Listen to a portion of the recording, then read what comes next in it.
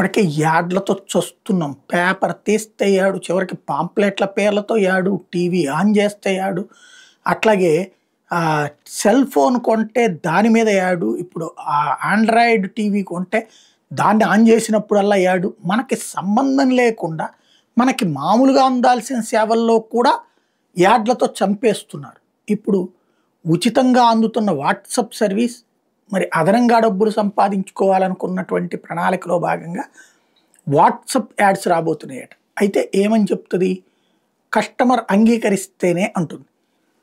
వీళ్ళు ఏం చేస్తారు, పదే పదే మనకి అది వాట్సాప్ ఆన్ చేయాల్సి వచ్చినప్పుడల్లా ఆ మెసేజ్ పెడుతుంటారు.